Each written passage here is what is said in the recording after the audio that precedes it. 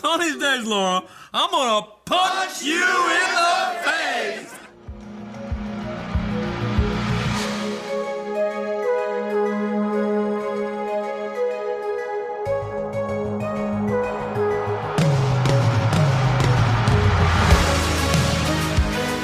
Welcome back, everyone, to S1E1, a show where each week we pick a different sitcom, watch just the first televised episode, and forgetting anything we might know about the future run of that show, rate it and decide if it's a show we want to greenlight or cancel. This week we're going to be talking about That's My Bush. That's My Bush went 8 episodes with only 1 season on Comedy Central.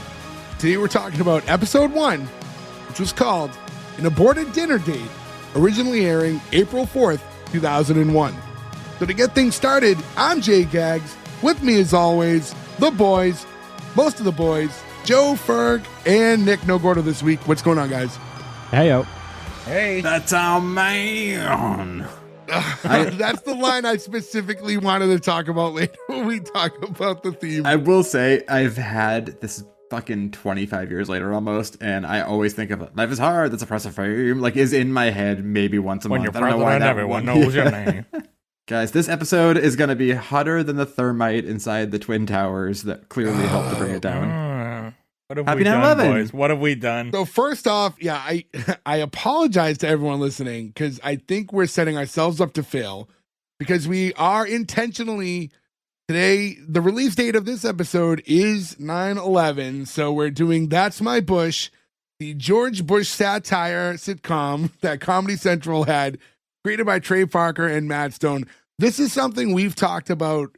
We are over 4.5 years in, and we waited for a September 11th to fall on a Thursday, basically from when the show started. So since when we started doing back to school month, we scrapped the whole month just to be able to squeeze That's My Bush in for a September 11th release, basically for obvious reasons. So It's a national holiday. it is for Joe. So we are recording ahead, obviously, and the day this releases, Joe will be sitting on his couch with a tinfoil hat on all day watching documentaries. That's exactly what will be happening. And next year, for the 25th anniversary, it'll be a Friday, so I get a long weekend out of it too. My wife and daughter are going to fucking leave like the night before and not come back for like 2 days. I want those of you listening to understand, because especially those of you guys who've been around a long time and listening to us, which I thank you for. Joe has calmed down a bit where it was a weekly thing where he would somehow find a way to shoehorn 9/11 into almost every episode. Growing. Joe legitimately takes 9/11 off every year. Joe taking off days when we talk to him about real things all the time to do. It's like impossible for him to get away from work. Joe works basically all hours unless we're recording. But that one day, he makes it a priority over almost any other legitimate holiday to stay home and not work. 9/11, 4th of July, and Christmas. That's the big 3. You gotta take them off of work. That's because freedom costs $1.05. We know you take Thanksgiving off too. I mean, you know, like You take the Thanksgiving week month off. Yeah. I have to clean. It's a lot. Before Joe moved up to Canada, yeah, Joe once wouldn't hang out with us, I think, in September because he was getting ready for Thanksgiving. To be fair, I think Thanksgiving in Canada is in September. I think it's in October. Oh, it might be October, yeah. It is, yeah, because we were in... My anniversary is in October, and we were in Canada one year for, like, our honeymoon, like, the year after we got married. And there were signs everywhere that it was, like, closed for Thanksgiving. And I was like, that seems awfully early. It's like, you're in a different country, you fucking idiot.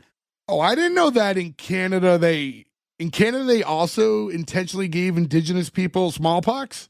Just try to be controversial all up and down the board I was today, gonna say, like, I thought I was gonna be, like... Look... Isn't that Thanksgiving? Isn't that basically what happened? That is Thanksgiving. It was a blanket holiday, and it was not good. I've seen the Addams Family Values. That is not what it's about. Eat me! I am a turkey. Eat me. Okay, so before we get completely off the rails, I want to go over a couple things. IMDb 7.3 for That's My Bush. And if you want to watch this, it's not on any streamers, but you can watch it very easily. Actually, the whole thing's in the Internet Archive. So if you just Google that, That's My Bush, like the whole series, all 8 episodes, is very easy to watch right on the internet. But if you do want an HD, it was put out on DVD. It's like $15 brand new, and I bought it this morning. Oh, okay. Stop buying things. I want to watch it again. I don't know how to make my computer be on my TV. For $15, I'll own it forever, and it will be on my TV, the big TV in HD. That's easy. It's worth $15 to me. Buy a Chromecast. And it's new, so they're still getting money from it. What is a Chromecast? It's so frustrating the way that I have to talk to you like you're my dad sometimes about basic technology. Again, this is the George Bush sitcom, but the origin of the sitcom, it's interesting, right? Like, so this was Trey Parker and Matt Stone, famously the creators of South Park, were given like this opportunity to create a sitcom, and it was going to be about whoever won the election. So it was either going to be an Al Gore sitcom or a George Bush sitcom. Absolutely Al, or Everybody Loves Al, which Everybody Loves Al was one thing. I think, yeah, there was a couple names spit out. And then originally, before they knew who, only they could make Al Gore interesting. Like, if that was ever to be a thing, only those two could be like, we could make this guy funny and have some charisma. Everybody Loves Raymond was already out, though. That'd be a weird. That would be that weird. Was the they point. were like actively. Yeah, I know, but it still would be weird, I think. And was Everybody Hates Chris also out? and the running name before that too was Family First was the title before they knew who was going to win, like they were working with. And I think like it's important to note, and we're obviously going to talk about this as we get into the episode and kind of dig in. But like the whole crux of this show, even though it was based on whoever was going to win the election, it's going to be a somewhat political satire sitcom. It's more play on sitcoms than it is on politics, which was like their whole thing behind the show. Well, you can kind of tell that it wasn't planned for a specific person, like we said, because it doesn't, it's called That's My Bush, but it doesn't necessarily hang on Bush. You know what I mean? Like it just exists as anyone. A regular, it could have been anyone. I mean, I think that the White House is a character in this episode, and this episode would have worked the same way with Al Gore. 100%.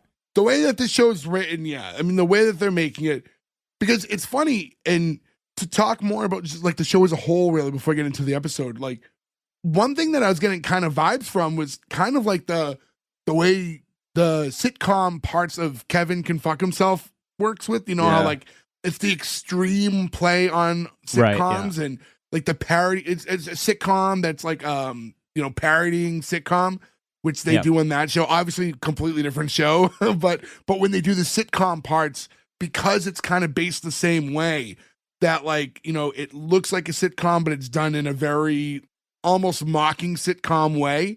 There's a lot of parallels with like the tone of the show versus, these two.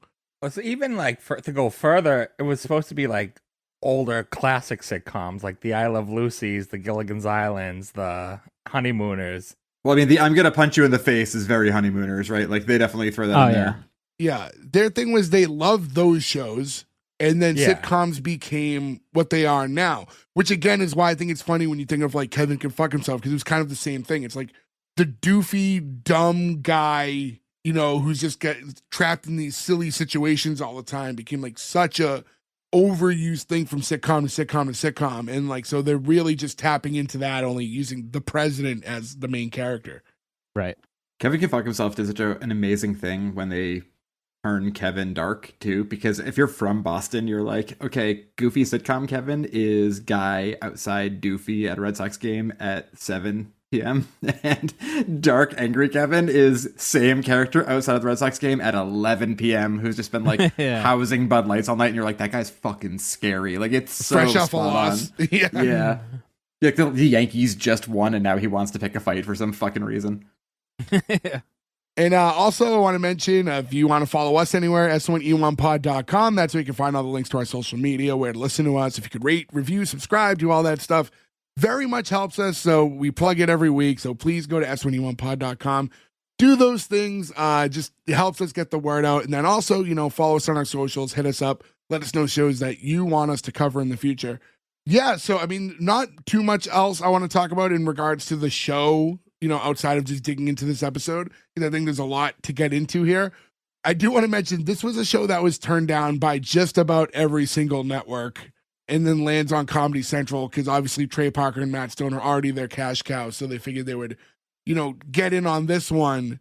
And ultimately, the show gets canceled because of the cost per episode is so high and this network doesn't make enough money. $1 million per episode. Yeah, so I mean, it's funny because I think we allow ourselves to think 9/11 is what created the end of the show, but it really wasn't. It ended a few months before that, and it was 1 month before. It was canceled in August, which is wild.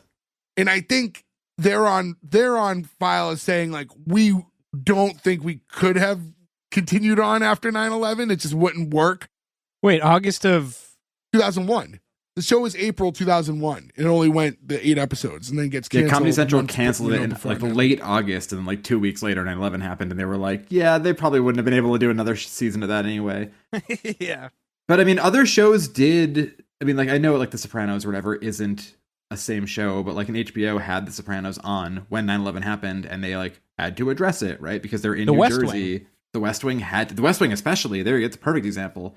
They had to walk and talk about 9/11 and that. That's fucking wild. But this is a funny show. And like, how do you have George Bush comedically in the White House joke about 9/11? You know what I mean? Like, it just wouldn't have worked. Or them constantly being like, George, you're such a bad president, but it's okay. Like, so hard right after the towers fell. Yeah.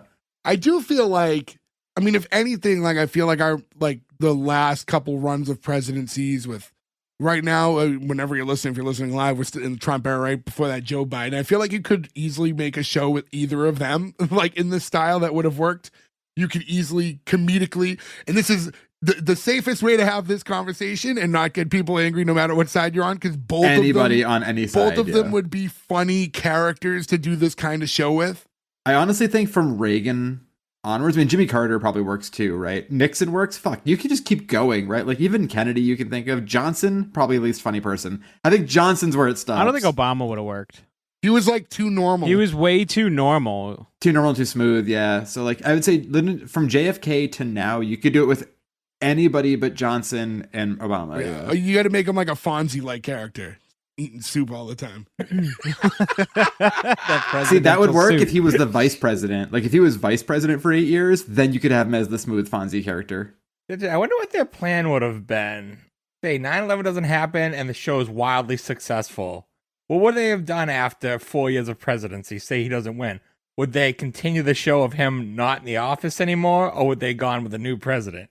Okay, I'm going to go out on a limb here, and you may agree, you may not. I don't think it mattered what happened. This show was never going to last 4 years. Agreed. This was never going to be a syndication level show. Dealing with what ifs. That's all I'm saying. Like what if? No, it I was know, black- and I think it's so. I am positive this would have never lasted for. It doesn't matter the circumstances. It just wasn't. I don't know. We'll get into it. You have to go through like a full. I mean, the guy was president for like 8 years, so I mean, it would have been quite a run for the show before you'd have to deal with what do we do now. But I will say this too: has anything on SNL on Comedy Central that wasn't a talk show, a daily changing sort of variety thing, ever gone 8 years that wasn't a cartoon? Like South Park, it's the only one. But like that's a cartoon, right? Like they've never had anything live action that was like you had Chappelle's Show was like the closest. There's probably like 4 seasons. 3, yeah. Third year is when it went down. Yeah, And that was surrounded by a bunch of weird circumstance too. But Yeah. but yeah. I mean, it would have been. It is the ultimate what if, right? But yeah, we didn't get there, and might as well talk about the episode itself again. I think there is plenty to talk about. So to dive right into it, show starts. Exterior shot of the White House, and then we get like the generic, like that like music that they use. It's like the same like interstitial song, like like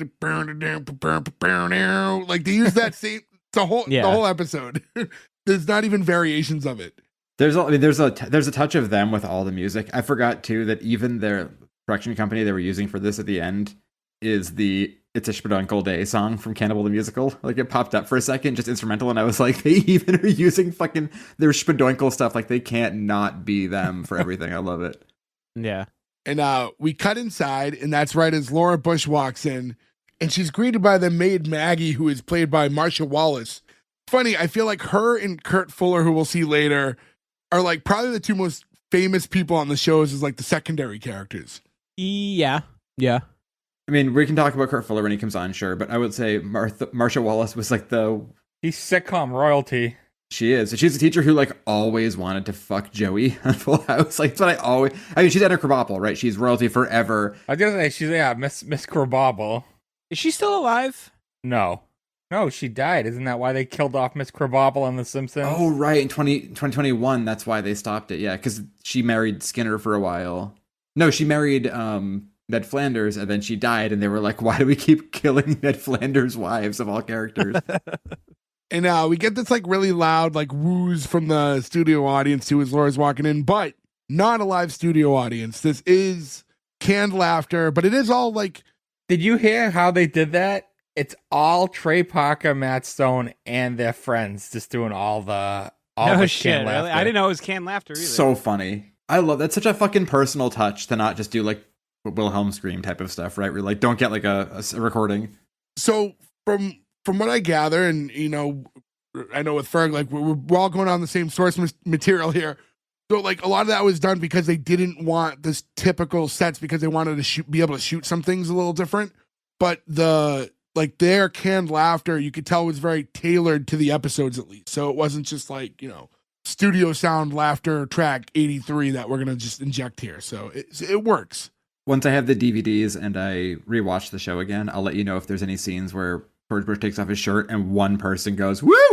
like in fucking You know, because it would Improvement. just be Trey Parker's voice. Yeah. Yeah.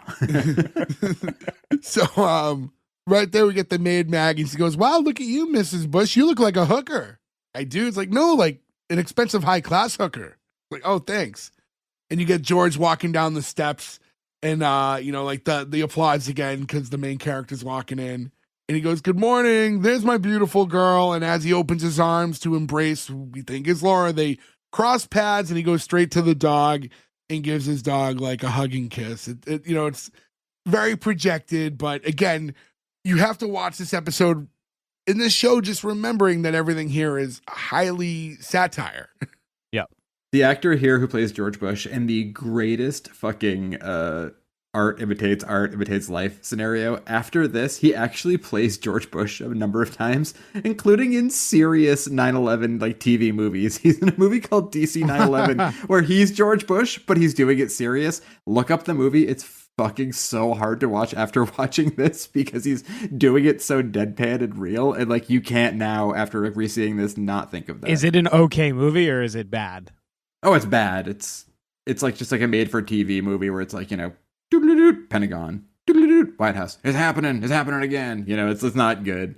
It's funny to think that he played George Bush multiple times after this, knowing that he wasn't hired because he was a George Bush impersonator. Like they went out of their way to not hire that, and then this guy ends up becoming a George Bush almost impersonator. But he's not doing like the typical George Bush you would see from other people. He's not really playing it that way. It is a career though if you can do it. I forget the name of the actor, but he's in a bunch of stuff. But like, there's a huge scene in Under Siege where it's like George Bush Sr. doing a speech on the deck of like Steven Seagal's airplane carrier, and he's fucking perfect. And that guy just like that was his like 10 years. He just did George H.W. Bush. Like if you can do that, you can get work for a while and then just kind of bank out, recede in the darkness. So we're seeing the two of them talk, George and Laura, and it is very typical sitcom. So notice anything different about me, George? And he's, you know, the doofy husband, so he's panicking because he can't figure out what's different. It's like, oh, you can't do this to me. And she's like, oh, come on, like, and basically she did her eyebrows and her hair and everything. She wanted to look nice because they have a dinner planned for tonight. I do love the gag of she cut 1/8 of an inch off of her hair and she's mad he didn't notice. That's such a fucking funny joke. And the dinner that clearly he also does not remember them planning. So he's like, oh, the dinner? Yeah, that dinner. Yeah. And she's telling him like, you know, I know you're busy being president, but it's important that we finally have some intimate alone time. That they treat the presidency as like it's like his hobby. Yeah. Yeah. Yeah, like their marriage and like everything else is secondary to him running the free world. Yeah, it's so funny. Quote unquote, the free world. Don't want to get any political weirdness here. Freedom isn't free. They're talking about how it's going to be, you know, one of the best nights they've had since they've gone to DC. She says, oh, thank you, George. You're the best. Even if you're a clueless bastard sometimes. And that's when we get the classic, oh, one of these days, Laura, I'm gonna punch you in the face. Guys, we should do that again so everyone can do it. Ready? 1, Let me 2, 3. One of these days, Laura. Nope. Wait, hold on. This is terrible. All right, well, one person start it, and then everyone else does it, and that way try to keep the cadence. Oh no, somebody start it, and then we'll all do the "I'll punch you in the face." Yeah. Okay. Remember, it's I'm gonna punch you in the face. It's like it's done. It's Yeah. articulated that way. All right, so Jay, start it, and then we'll come in. I'm gonna punch you in the face. All right. Oh, one of these days, Laura. I'm gonna punch you in the face. It's so hard to do. You guys come in late. I don't know if there's like a There's like a delay though. We're not hearing each Yeah. other at the same time, so it's kind of impossible. You can just put the tracks together. I Yeah. think we got the same cadence at least. we didn't finish the line. I don't think. Did everyone say the line through? I did. Just to be safe, let's all do one. Excuse me. ourselves. Try to say it all together, even if it doesn't sound good. Leave it. Just go through. Get through it. All right. Yeah. One of these days, Laura. I'm I'm gonna punch you in the face. That's good enough. He's just gonna cut it all out. Leave it all in. So I do like that I mean, it's the honeymooners thing, but yeah, it's like the classic line, but it's when you dig into what the line is, it's a little too much. I know it's always insinuated, like, oh, one of these, why I oughta, but like this, the flat out, I'm gonna punch you in the face is so Right extreme. to the moon. Yeah. Very honeymooners though, with the big smile. Everybody's like laughing about it. Yep. It is funny to look back and be like, oh, what a funny line where you just, one of these days, I'm gonna fucking deck you. There's so much of this that's so fucking surreal and funny, and I feel like in this world now, like in only 20 years, like you could never do this now. It's like if you look back to like I Love Lucy as well. It's like she was deathly afraid of Ricky beating her. Yeah. I mean, one of the funniest Simpsons things ever. He hit her again. It's like, oh my god. I don't know, Rick. You hit her kind of hard that time. From there, we get into like the theme song and the intro to the show. And yeah, this theme song, Goated. it's just Trey Parker is so talented, right? So this theme, which is essentially just making fun of sitcom themes, is just a great sitcom theme. Like it's almost unintentionally created a great song. I used to put this song on like CDs that I would burn back in the day. Like I'd have all these songs I like, but they'd all start with the "That's My Bush" theme song. That's how much I like this song. Do you think too, like I always think it's so crazy impressive when people can write such good music when they're young too. We're like, Cannibal the Musical is a fucking musical. Like he wrote a musical in college and it still holds up, right? They're still, like I said, they're still using songs from it now as like their bumpers. Like, I don't know, the "I'm So Lonely" song from Team America is something that like always pops in my head. Like he just is a really Oh my god, weirdly so often. Yeah. good songwriter. Yeah. Well, don't forget, and then they wrote the Book of Mormon, which is like a legitimate, like, They've got a Tony for it. yeah, it's like it's still like a huge like performance. I think they won a Grammy for the song "Blame Canada" from South Park. Big Longer and Uncut. It was nominated. I don't think they won, but I think it was nominated. Oh, just nominated.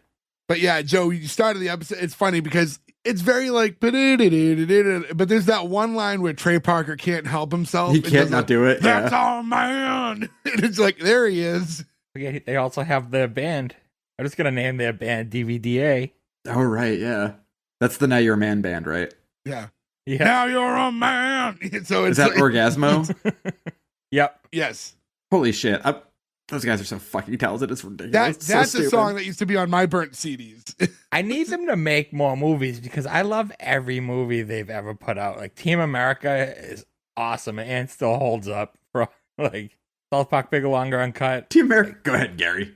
Suck my cock. Suck my cock. And go. It's the "and go." It's the fucking funniest part of that. Oh, they've gone on like, right, they would never do a sequel to that because they said doing like those puppet things like was the worst thing they've ever done. It's Doing like the Thunderbirds or Go thing or whatever. it was yeah. so Yeah. time consuming. The marionette puppets. And I know they wouldn't want to do it, I think, because it's beneath them or they would think it's too hack. I've wanted the sequel to Basketball for so many years, and I think it would almost be better this far later when they're older. I think it needs to go a little further though. Like, I think the problem with a movie like that getting a sequel is when like fucking Happy Gilmore 2 happens, right? Like there's just all of that stuff is happening right now where you either capitalize on it and do it and it's funny, but you get swallowed up, or you wait another 10 years and then do it and it's funnier because you didn't do it when everybody else was doing it. Yeah, but to be different with them is they haven't lost their sense of humor. Like, they haven't had like a modern style. Yeah, like when you look at like Happy Gilmore 2, like you mentioned, Adam Sandler's movies have changed over the years. Not that they haven't, like, these guys are so smart and have done so much stuff. But yeah, you're right, Frank. Their humor is very much akin to how it was back then. Yeah. Like they have like a signature thing about them. Where Adam Sandler does have a thing about him, but it's not the same as what it was 30 years ago. So like it had new Adam Sandler stink in it, which a much longer conversation, again, for a different episode. For a different show, yeah. Yeah. So the intro, outside of this great theme that we're hearing, is very generic sitcom. It's clips of the show, and then you'll see the characters with their names. What I thought was interesting is when they're introing each of the characters, they're giving us the characters' names and not the actors' names, which I thought was I thought that was weird too. Yeah. Funny, I didn't even notice. I love it because for some of these people too, right? Like we all know a good amount of these people, right? So like it's a good way to keep you from like thinking of it as a sitcom and think of it as like it's really them. Like that's really Karl Rove, right? It's not. Was it like that in the end credits? No. The end credits are real. Yeah. Do they still get that credit? They should all do it like this.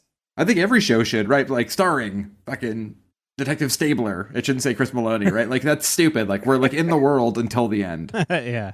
I think it's funny you went with Law and Order. The most serious show.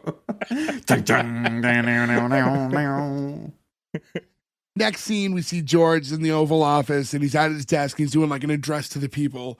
And you see, like, you know, on the other side of the desk, you have all these people watching him, and the teleprompter's going, and he's talking to everyone, my fellow Americans, and he's talking about how he's going to unite the country and bring both sides of the abortion issue together in a historic summit, and talking about how serious abortion is. And then as he keeps talking, it ends off with, and let me assure all of you that tonight you promised to have dinner with Laura. I mean, let me assure you that I'll do my best. Good night. And then he like runs off. And he runs to the living room to talk to Laura about, hey, you got to stop putting reminder messages to me on the teleprompter. This clearly got embedded in the brains when they were writing Anchorman, right? Like this is A real Ron Burgundy moment. yeah. Yeah. Did you ever see when they did that to Charles Barkley? I'm When a he was doing, dumbass. like, Oh, I'm a it's dumbass. so fun. I'm a dumbass. This is the funniest shit I've ever seen. I think it's funnier with Charles Barkley though because he just sounds like it doesn't matter if he says that. Like you put his other Yeah. stuff, he just sounds insane all the time anyway. And it's real, like they legit got him with it. It's just, Yeah, yeah. you know, all these other ones are scripted gags. But it's so funny, like this episode too, I think they do a good job here because not only is this a political satire, now I will say, I would say the George Bush era was, especially like right before 9/11 when everyone kind of like united a little bit, was maybe about as divided as the country could have been for a little while, like up until like these last handful of years where I feel like people were kind of like, there was a good separation between the parties. It was right around the George Bush time, especially with all the controversy in this election, the 2000 election. So I think to be able to do a political satire sitcom and then have episode 1 be about a topic like abortion, and to be able to do this in a way that you're not overly offending any one side on either thing, on the abortion thing or the political part, it's like such a tightrope walk to be able to do this. Although I think with the abortion issue, they probably were able to equally offend most people on both sides. I think Sure. What they do best. I mean, again, not to go to The Simpsons, but like one of my favorite Simpsons lines ever is like, abortion for everybody. Boo. Abortion for no one. Boo. Abortion for some. Miniature American flags for others. Yay. Like, that's the only way you make that work. But I think it's pretty crazy that we just came out of like the most contentious election in the US in so many years. And this is almost 25 years later. And every side had the talking point of like, oh, they weren't on prompter tonight, or oh, they were 2 on prompter tonight. Like you heard so much about whether or not somebody was like on a teleprompter or engaging with the real thing so often on both sides that it's funny like that hasn't gone away with time. Also, just to dip into the controversy with the election that you mentioned, that actually delayed the show because the show was supposed to come out on Inauguration Day. but because it got like hung over from Florida, they couldn't go into production because they didn't know who the fucking president was going to be. They couldn't start filming until it got like the decision was made by the Supreme Court. So it ended up coming out sometime in April and lost a little hype. And I think that hurt the show a little too. I don't want to overly get into it too much for so many reasons, but like I do remember clear as day, like hearing Al Gore announced as the next president of the United States. Yeah. It is wild when you look back at it. I like to think that both the actor who plays George Bush in this and the actor they were going to get to play Al Gore were like, you know, when you watch the Oscars and they have the camera on like all four people who are up for, and they wait to like read the thing. It's the two of them together. Like, who's it going to be? Who's it going to be? Like watching CNN. Which one of us is going to get 2 months of work? Yeah. Him and Laura are talking about this. That's when his like assistant runs out, Princess Stevenson. She's like, I think it's not said in this episode, but her name is Princess because she was named after Princess Diana. This went over my head. Her name's not Diana though; it's Princess. I don't get this character though. So the deal with this character is George Bush has twin daughters and they wrote them as characters. And then Comedy Central said, you can't make fun of his twin daughters. They drew the line of like making fun of the kids. They made like an amalgamation of the two characters they wrote and made this character who's just an assistant because they couldn't use the daughter character. Yeah, because you remember the two daughters were like college aged when George W. Bush became president. And there was always the stories that they were hard partying, drunk college girls. So this was sort of a way to be like, we'll just make it one dumb person and we don't have to say it. But I will say good for them for having the restraint, because if you're a kid, like that's not your fault. You know what I mean? Like if you look back at how bad they didn't have the restraint. I feel bad for kids. I mean, like they were older at least though, but like if you look at how bad people treated Chelsea Clinton when she was like 13 years old, like that's too fucking much, man. That's a fucking kid. You know what I mean? Like they didn't get elected. They just had parents who did. Like give them a break. I'm all for making fun of any politician, but like, I don't know, leave minors out of it. Yeah, I mean, this sitcom, they were like basically like, well, it's more workplace than family anyway, so we don't have to. Like the kids are at school, we have to see them, yeah. I would have just done it as they exist, but they're never shown on TV, and they're just. Well, they do mention they are mentioned in this episode, yeah. Do they? I guess I missed it. So when Princess walks out, she's like, Mr. President, I was reviewing your schedule on my Palm Pilot and realized you only have 10 minutes to save the Earth from the Xinthians. Like, that's not a Palm Pilot, Princess. That's a Game Boy. Goes, well, wait, what's this? I thought that joke was funny. I didn't like the follow-up. So she goes, what's this then? And holds out her other hand, and he goes, that's a cheeseburger. What does this mean? I don't understand. This whole show is a little too abstract, if I'm being completely honest. Sure. They try a little too hard sometimes. He's like, all right, come on. We have to have another review session, and walks off with her. And I thought that they were going to like make this like a sexual like hint that like something was going on between them. Like, all right, time for another review session. And they walk off, but they didn't go there at all. But well, I think that's probably because it was supposed to be the daughters. You know what I mean? So like that was like then they pivoted to it not being that, so they can't put a weird sexual thing in there now. So I think also too, it's funny to be like, you play up George W. Bush be so stupid in this that he's smarter than this character, that he's teaching her to be smarter. It's like kind of its own joke, right? At this point, right, you don't necessarily have George Bush's the George Bush like make fun of like the satirical George Bush doesn't exist yet, does he? I think he does. They still have like the SNL character. He already had the shoe thrown at him at this point. A few other goofs. Oh, did he? Yeah, I think the thing was at this point, I mean, and we said this a little earlier with the show, it wasn't to go too far into making it overly George Bush. Despite it being about George Bush, it's like not about George Bush. It was supposed to be more about the sitcom parody and tropes that they were talking about.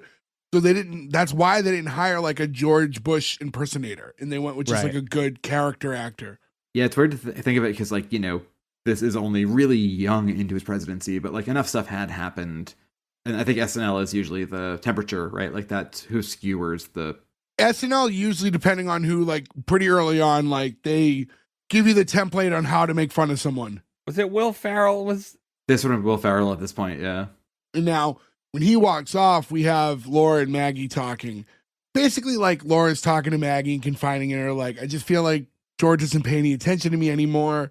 Maggie's kind of like, well, giving him he is president and you're having first lady syndrome, and saying how they all go through it. Because Maggie's been working at the White House for years, right? And she's like, it's easy when your husband's president, like, you consider your marriage over, so you find a pet cause. So you do that to, like, hide your broken heart, and, say no to drugs or help burn victims or the homeless. And Laura goes, no, I believe in my marriage. I'm going to resist the urge to help the homeless, burn victims, and make my marriage work. That's a great fucking line. It's so fucking funny. It is kind of funny when you think about it, like, because you do see, like, a lot of first ladies who, like, they don't have backgrounds in whatever big thing that they start, and then they start these foundations. All of them. Yeah. Yeah, that has to be, like, every first lady is excited that their husband has become president, but I think a bigger part of them all was like, oh, fuck, I have to do so much shit now that I was never going to have to do otherwise. Yeah. But why? You know what I mean? Like, you're not a politician in most cases. Yeah, it's just, yeah. Why do you by default have to do all these things? Well, think of it this way, right? It's the dumbest thing too, because then they do like appearances and everything. Imagine if one of my wife's friends was like, we're gonna get lunch today, and then I showed up and was like, they're not gonna be here today, but I am a surrogate because I'm also in this position. You'd be like, I don't want you here. Like, you have, like, just because they're married to somebody, they show up and you're like, but you don't have any power. Like, you're just married to the person, whether it's male or female or whatever, it doesn't matter. It's such a silly thing to be like, they have to do something. They should, if they want to do something, sure, but, like, I don't know, Nancy Reagan didn't have to be like, drugs are bad. Like, then you don't have to fucking talk about that, lady. Like, there's no need for this shit. Yeah. The first lady get a paycheck. Oh, it's not a job. Well, actually, I'm speaking out of my ass. That's how I feel. I don't know that for sure. No, it's not a paid position. They have chiefs of staff and stuff like that, so... And I'm basing that entirely off of The West Wing, by the way. So I never thought of it until now. I'm like 99% sure there's no salary to that. You're just like brought into the position of, like, it's more of like an honorary. I mean, free room and board, right? Get to sleep in the Lincoln bedroom. No, the First Lady does not receive a salary, as the position is an unpaid office of honor, with no official salary or statutory responsibilities. However, the office of the First Lady is supported by taxpayer-funded staff, logistics, and services. The First Lady does receive several perks, such as a place to live in the White House and room a and personal board. like one of her perks is room and board. The perk is you have to live in a house you didn't want to live in for 4 years, possibly 8. Yeah, I don't want to move to DC. That sucks. Fuck that. It's funny too. I don't know if I don't know if any of you guys have listened to the podcast, Amy Poehler's podcast. Aubrey Plaza was just on it. I listened to that specific episode. It was funny too, because they made a good point. They had to go to the White House for Parks and Rec one day, and they're like, it's disgusting. Like, you think like it's like this big magical place, but then you realize it's just like the most lived in place ever. Like, it's just constantly being used, and it's a 200-year-old house that's constantly got people traipsing through it and like tour guides and yeah, right. We cut back to the Oval Office. We see a cake, and it looks like a Super Bowl party cake because it's got 2 football helmets like facing off against one another. This is one of the greatest set designs ever. Yeah, it's so fucking funny. Under them, it says pro-life and pro-choice with Abortion Summit 2001. I can't believe this is the way they went with this first episode. They went with abortion. Yeah. It's I mean, what's such a funny, move. Swing big, man. I was thinking about this because because of 9/11, the following Super Bowl was the one the Patriots won in 2001, which is when we had George H.W. was the guy who like tossed a coin to start the Super Bowl. All-American band U2 did the halftime show. Yuck. They're like, we need a patriotic band this year. Let's get U2. They're not even from here. The worst band of all fucking time, U2. Was it the first year we had the idiot who can't handle fucking roasts, or was that after? I don't like sports. Look, you can say that all you want to me, whatever, but like, that dude's a pussy and can't handle a roast. I'm sorry. I'm with you, Joe. Fuck Tom Brady. You hate him for a different reason. Nick just likes a different team.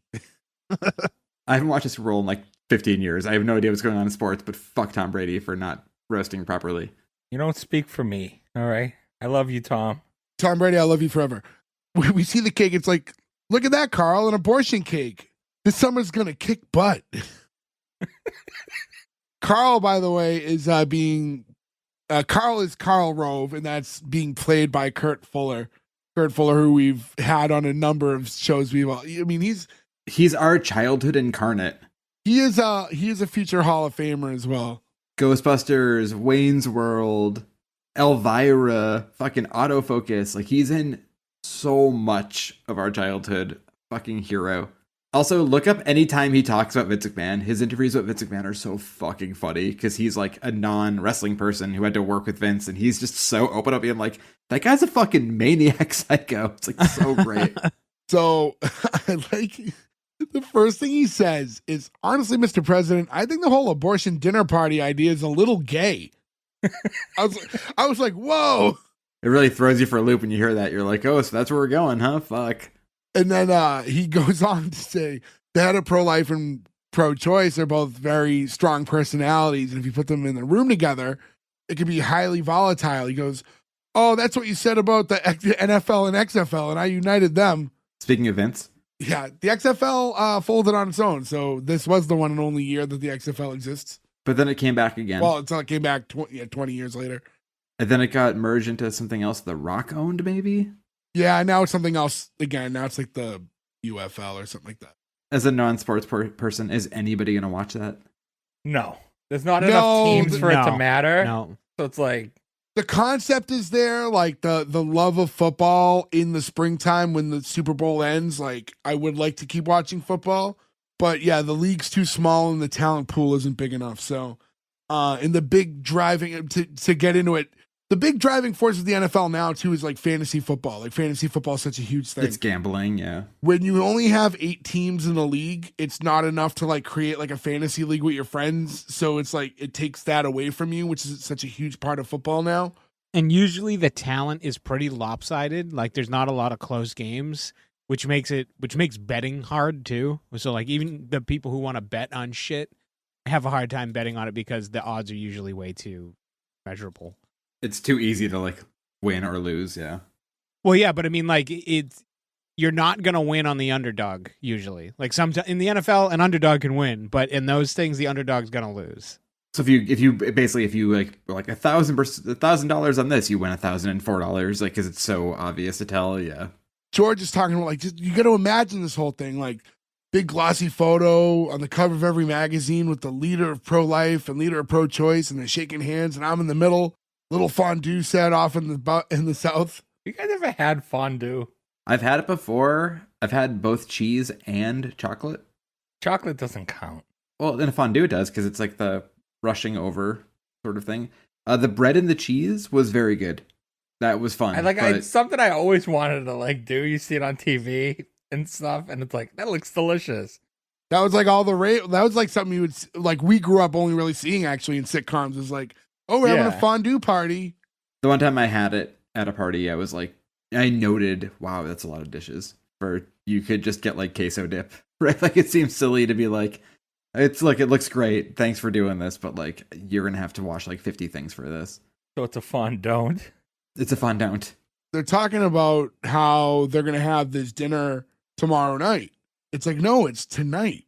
It's like, no, I told you tomorrow night. Like, no, you said yesterday you wanted to schedule it for the day after tomorrow. Yeah, that's right. But it's today now. So it should be tomorrow. Princess goes, tomorrow keeps tricking me. Like runs off. The typical too dumb to function character, but when the whole world is too dumb to function, it kind of works.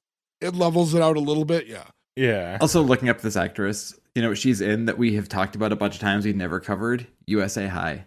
That was requested recently for us to cover for Back to School Month, which we didn't do. So we'll add it to the list. But USA High, USA Networks, I mean, like the synergy, quote unquote, of calling it that is funny, but like that seems like a sitcom if somebody smart wrote it would have worked, right? Like a bunch of disparate people end up, like it's like Saved by the Bell, but everyone's from a different place. Like that should work on paper, but it did not work. Now we realize that he's double booked for the night. He's saying like, Carl, we have to cancel this dinner. Like I already have plans with Laura. And he's saying, it's too late. The head of pro-life, Felix Harris, is on his way here. And from what I understand, he's a freak. What kind of freak? Well, he was aborted 30 years ago and managed to survive, and now he's bitter and angry. And at that moment, my head's spinning like, what is this going to turn into now? Like, I did not remember this pilot, and I was like, what the I don't fuck are they remember gonna this episode do? Yeah. specifically either. So like, I had no idea what I was about to see. I remember it because of what we're about to see. This is where like they dip into their old trauma history a little bit too, right? This character is like, it's either trauma or Krang. Like, I don't know what they're going for. This is but it's fucking bananas. The Chiodo brothers made it. They worked with them on Team America. That's the guys that did Killer Clowns from Outer Space and a bunch of other stuff. That makes total sense then, yeah. Well, that means they're good people because they like the Dickies.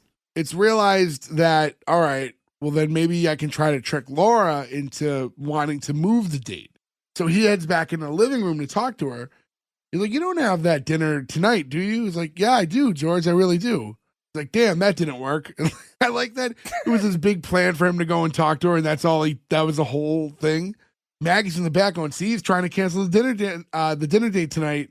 Basically, as he's trying to explain himself, like every time he says something, like Maggie jumps in and says it in unison with them, like how being the president is harder than you could possibly imagine. And Laura, I have to put the country ahead of our interests. And like Maggie keeps jumping in because she's heard it all the time because the situation is not unique. So apparently, like she said earlier, like this is just what first wives go through. So funny. It's like sitcom versus reality. These characters are always funny. The wisecracking person that like works for you and stuff and insults them. It's like reality. It's like fire them for being insubordinate, but. Yeah, like Jeffrey on Fresh Prince would have been fired years ago, yeah. Like Jeffrey always making fun of fucking Uncle Phil, yeah. When George says to her, like, hey, will you stop that? Don't you have some laundry to do? And she goes, oh, you're right. I've got to do like your father did and separate the whites from the colors. What a fucking line. That was wild. I literally wrote in my notes, holy shit, that joke. Wow. Yeah, that's wild. Well, at least he believed in something. That's the best secondary writing too, to be like just double down on it. It's so fucking funny. George H.W. Bush too, where I live right now too, everything up here is Bush related because this is where that family. I stayed in that hotel they like last time I visited you. Yeah, like all the hotels, the hospital, yeah, everything is just like the Barbara Bush memorial wing of everything. So I always think of them because it's everywhere up here. While this whole conversation's going on, we see like a tour of students rolling through, and the tour guide's like, this is the main room of the White House. Over here, you can see the president and the first lady arguing about his commitment to their marriage. It's funny because I was thinking about, I went on a tour of the White House when I was in the Boy Scouts. I'm like 12 years old, I think, when I did this. And you think when you're touring the White House, you're going to see like some, like, you're a kid, you're like, is the president gonna walk by or am I gonna see it? It's like you don't see any of that shit.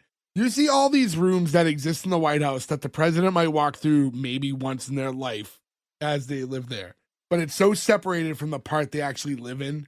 Kind of wild that they do tours where like anyone can enter. Yeah, but again, it's like it's such a separate part of the house. Like you go through like Lincoln's bedroom, and this is like where they have these big dinners and stuff, but like.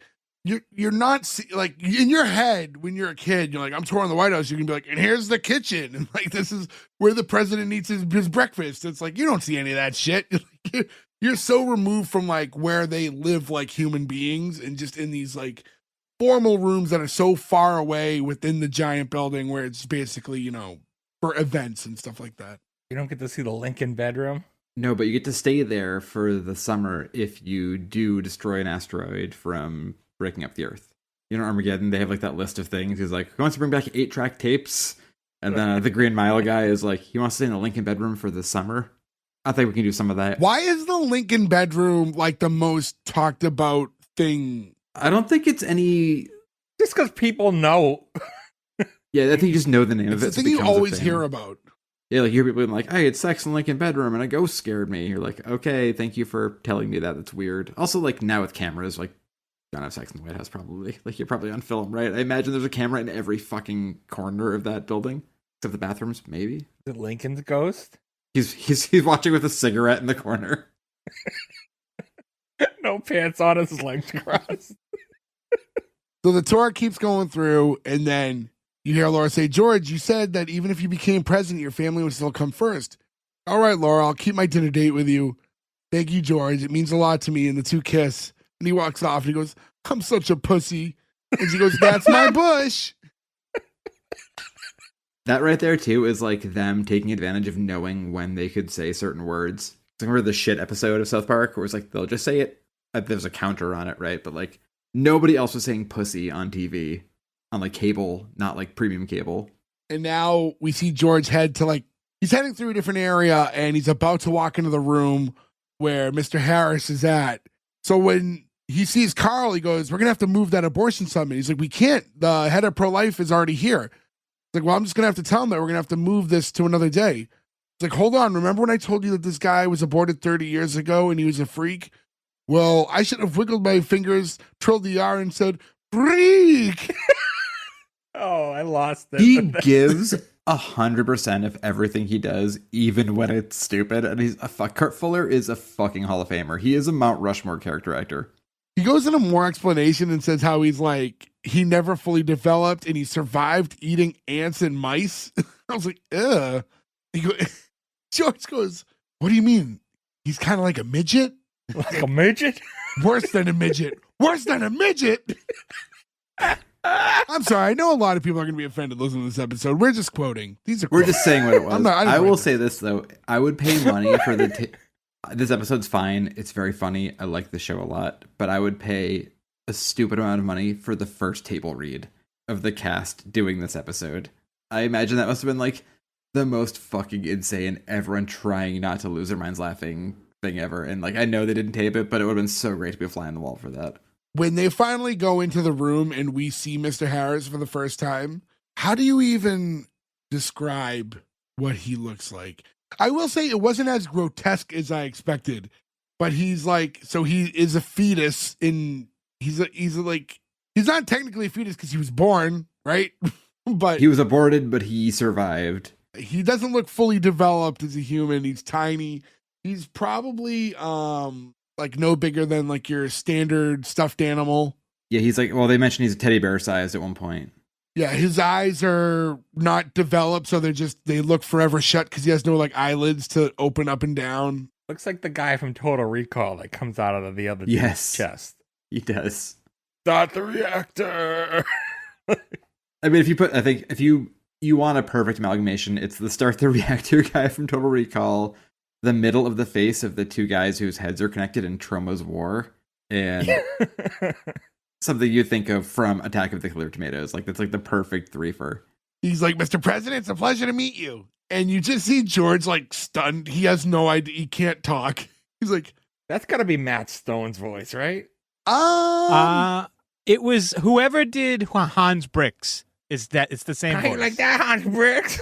That's Trey Parker, I think, who does that, right? Yeah. Or it's hard to tell who's doing both when they do the funny voices because they're both so funny. And both do a lot of voices, but also he said Hans Bricks because dude, it fucking doesn't matter. It's 30 years later almost, and I'm like watching a history documentary, like, and Hans Bricks said, and you're like, they said his name wrong. Like, it's fucking forever Hans Bricks. It's like they fucking broke this human. It's not credited, so it could easily be either of them because they definitely wouldn't take the credit, for it.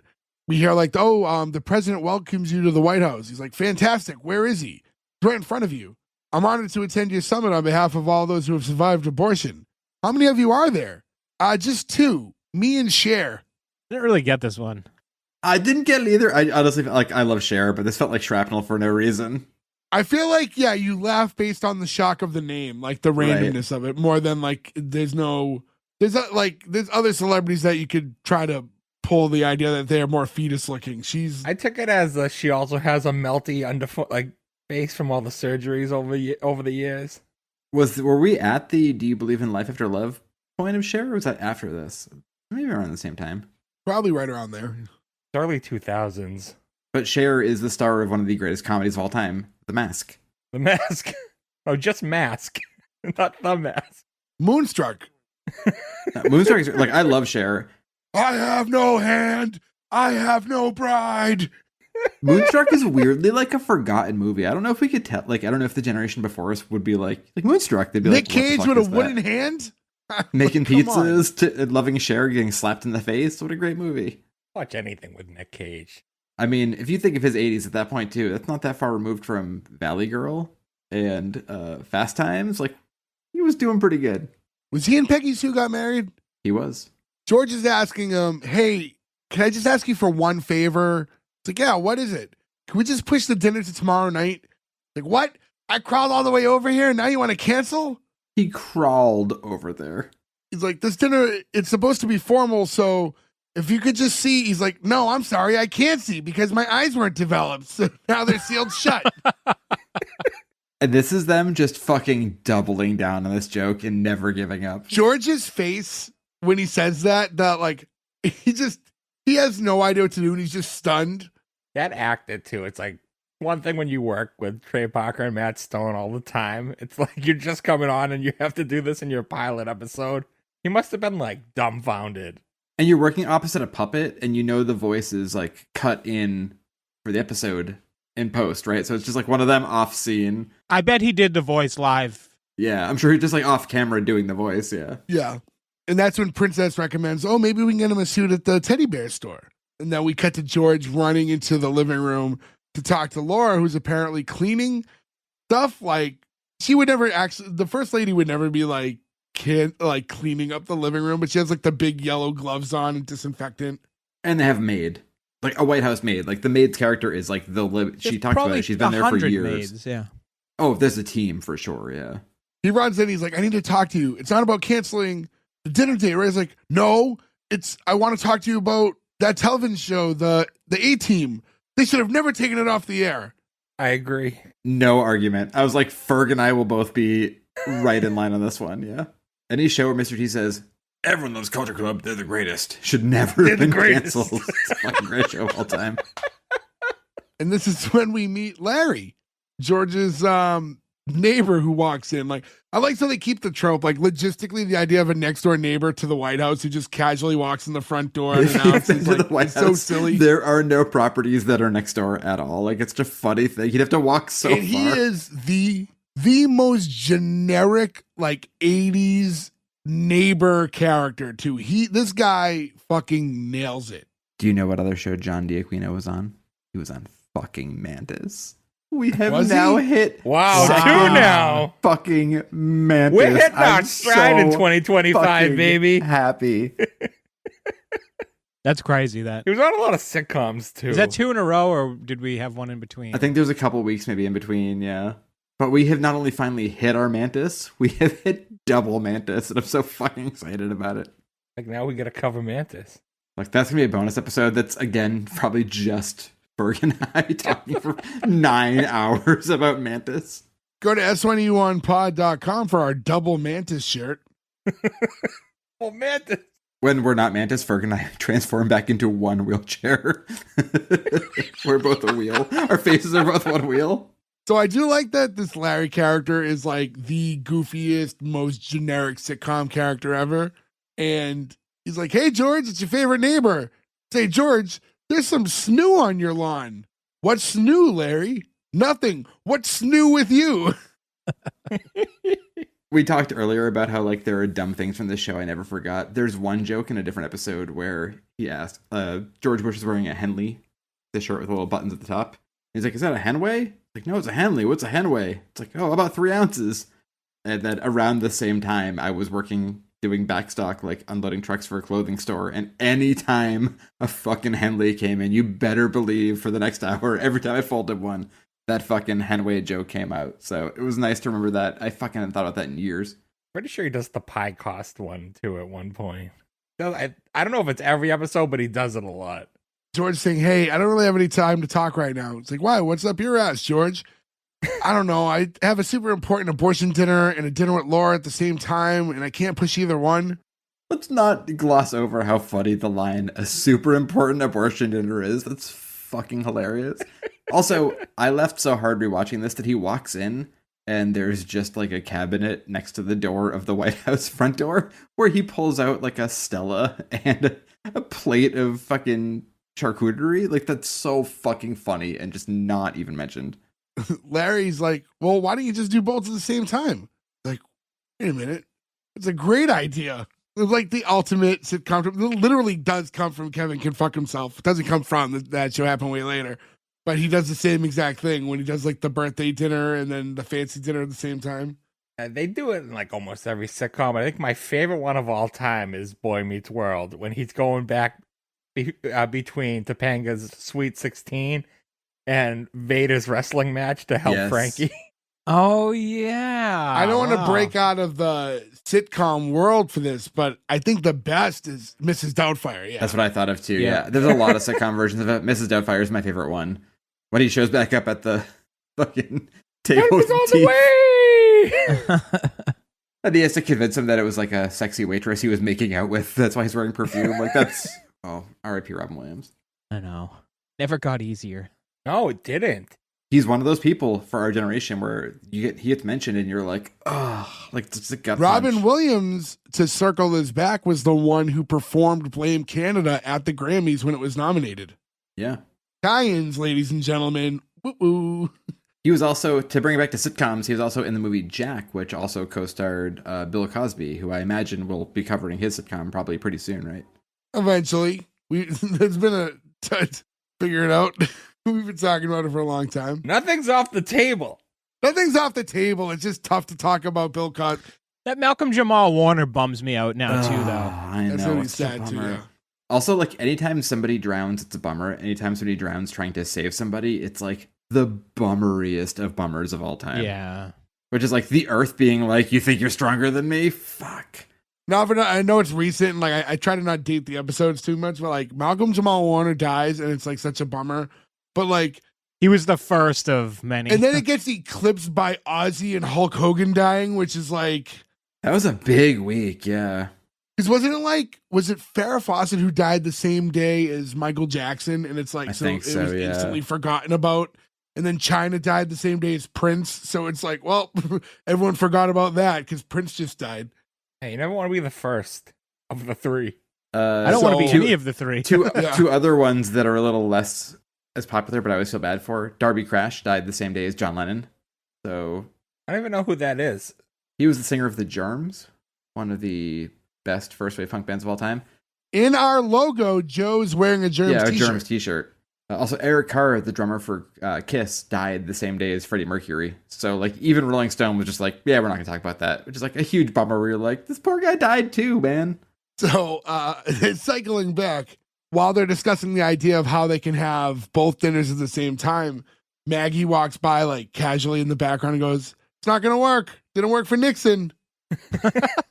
I'm sorry, can I get that episode? Just Nixon trying to Yeah, do right. this. I was going to say this. I was going to say this at the end, but I think now is a better time to say it because we brought it up. I think the way to do this show is you do 40 whatever seasons, and you do every season as a different president, almost like a British show would do, right? Like if we covered Right. what was the Ron Atkinson show where he's Blackadder? Blackadder? But Blackadder is like one season's World War One, right? Like imagine if you had this show every year and it was like this is the Nixon years, this is the JFK years, like. Yeah, but you're going to survive the James Polk year. You know what I mean? Like, you're going to make that an interesting season. Oh, it's the Glover Cleveland show. Woo! Dewey beats. It's like, it's not going to be a season. But I think you start like 1960, right? Like you start at JFK and you do 10 seasons, right? Like you could make that fun. You'd have to go back and be like, was it Harrison who died in 20 days? Like that's a short season, right? You have to do a lot to make that work. It would build up some hype though, like knowing like Reagan's coming. It's like, oh, 2 more years. Like, And you change the actor every year for the president, right? Like the Reagan one would be funny. If you get Chevy Chase to come back and do Carter, that's what Chevy needs to do now. He needs to come back and do Carter, but like the last years of Carter, where he's just like in Georgia building houses being like, I'm so tired. Like, this isn't funny, but why is Chevy Chase doing this? So now the next scene we see George and he's walking Laura blindfolded into, it's not the living room, it's like another side room, but there's a table set up for two. and they keep calling it the dining room, but it's definitely just a small room with a little table. Oh, because the dining room is like where the big abortion dinner's at. I'm just saying that's what they keep calling it. They keep calling it the dining room. So he lets her into this room and shows the nice little candlelit setup for two. she asks, like, this is beautiful, but why aren't we eating in the dining room? And he's like, oh, it's too big and formal. I thought this would be more intimate. And she's like, oh, it means a lot to me that you canceled your other plans tonight to spend it with me. Like, oh, I pulled out all the stops. I even got someone to play our song. Oh, boys. And then a mariachi band comes in playing the Sanford and Son song. So that's their song. The amount of jokes in this where like their song is Sanford and Son, and also he got a mariachi band to play it. Like it just keeps going and compounding on top of itself. It's so fucking Does that funny. mean like maybe like one of their first dates, they were doing a little Netflix and chill situation, and like this was in the background when things started to heat up? I mean, that tracks, right? That would have been early 70s. He was in Vietnam in the Air Force Reserves. Because remember, there's a big thing where he like shows up in the plane in the jump and like in the flight suit, like post 9/11, and he was like, I flew here. People were like, I guess he was in the armed services. I don't know if he was.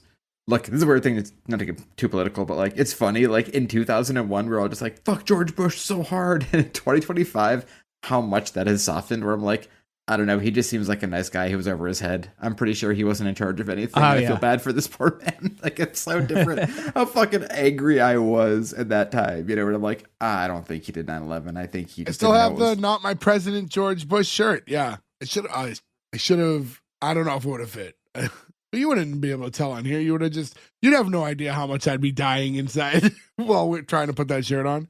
Nothing is more depressing, though, than trying to put on a shirt from 25 years ago. That is, no matter what, that's never a good time.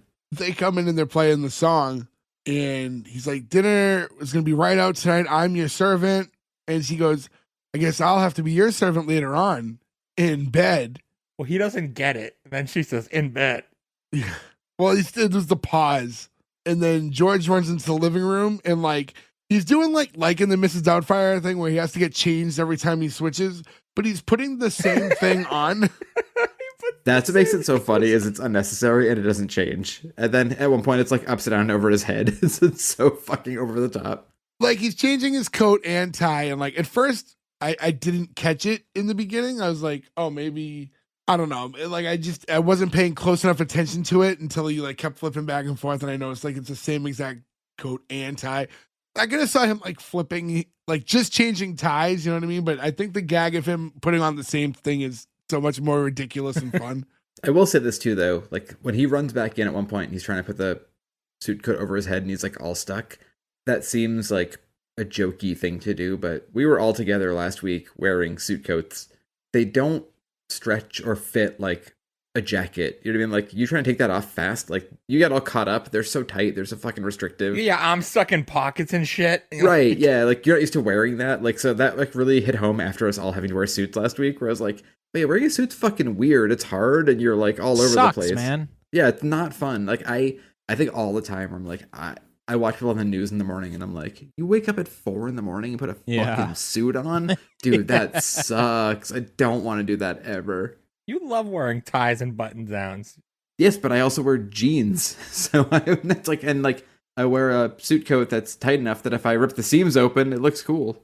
The pants are the easiest part. No, I hate suit pants. I had to work so hard to find suit pants that fit me that still felt like regular pants that weren't like huge.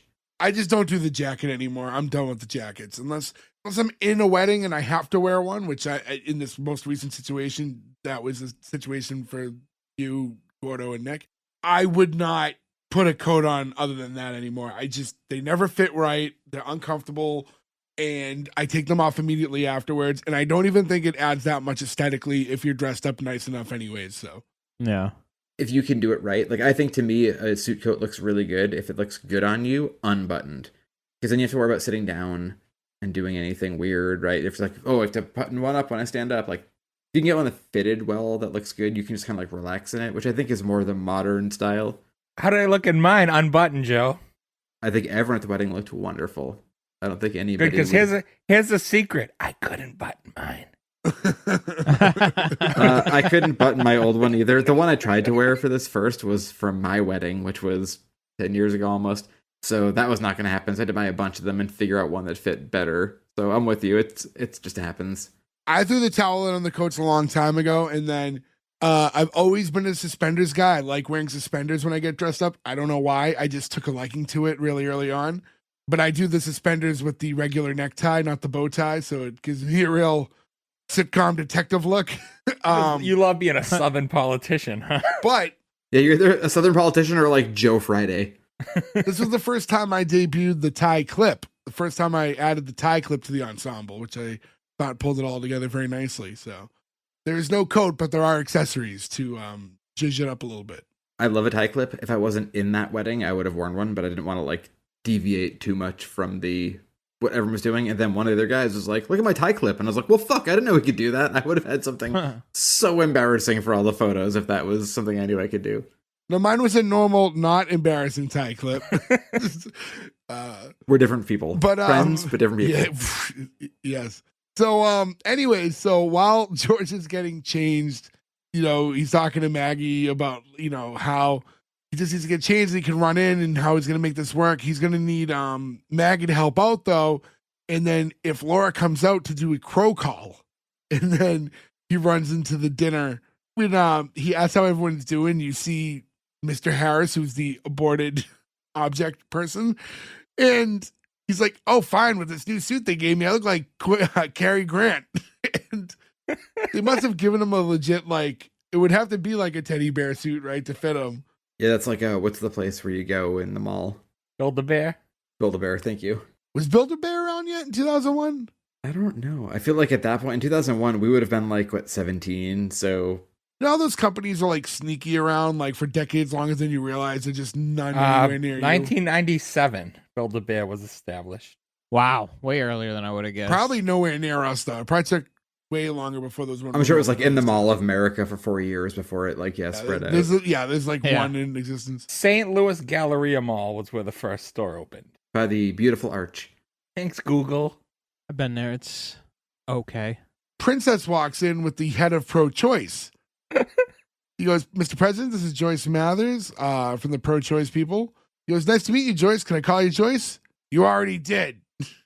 He's like, all right, that's great. Come on in. I love that Gordo's not on this episode. Do you guys know who this is? No. I didn't look her up. This is, in The Office where they do the blood drive episode and Kevin meets the girl and he's like, oh my God. That's her? Yeah, this is Lynn. Yeah, she's wearing a wig. She's This is Lynn from The Office. She's also in The League, right? Who is she in The League? Am I thinking of a different person? The girl he like crushes on. Oh no, you're thinking of who Michael crushes on. That's no, that are you talking about the girl episode. he can't find, like because he passes out? No, it's the girl Kevin likes. The one he Kevin takes likes to the Cafe girl. Disco later. Oh yes, okay, yeah. I would like to take you out to lunch. Boobs. They meet at like the Yeah, singles. Yeah, it's like I Yeah. get really nervous around pretty girls. Yeah, like, The girl the girl Michael crushes on is Kevin in the League's right. wife. Yeah. But you were not very clear in your description. Well, there's two Kevins. I forgot there's a Kevin in the League too. she's married to Steve Renazizi's character. I'm not going to tie Speaking this of in. But speaking of there's a 9/11, there's a tie-in. I won't get too into it, but there's a tie-in. I mean, it all tracks that we had a 9/11 hero on the episode, Steve Renazizi, who outran the tower falling by just minutes. I was going to leave it vague. No, it sucks. I love Steve Renazizi, and I wish he would do more, and I understand he can't because of that, where it's like, buddy, I wish you just never fucking I think said he's that. past it. He's just not.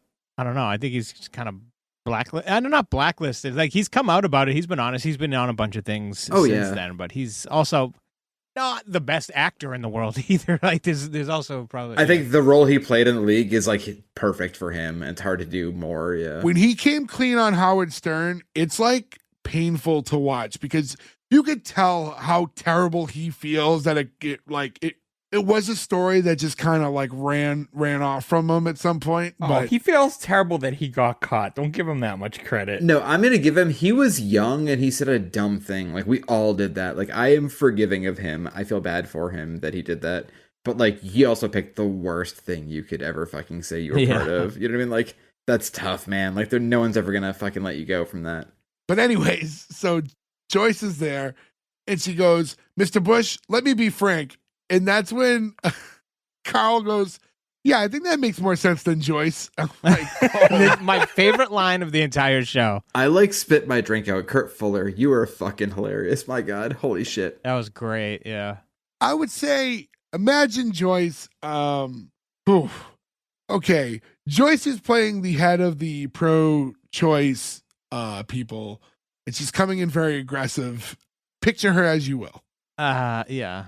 I mean, I think it's easy to describe. Like, if you were to say, She gets described later in the episode. yeah, they describe her, but like, let a comedian from 2001 describe what they think like an angry lesbian would look like. This is the archetype. She's doing like you're not happy to be here defending a woman's right to choose to some male chauvinist pro-life leader.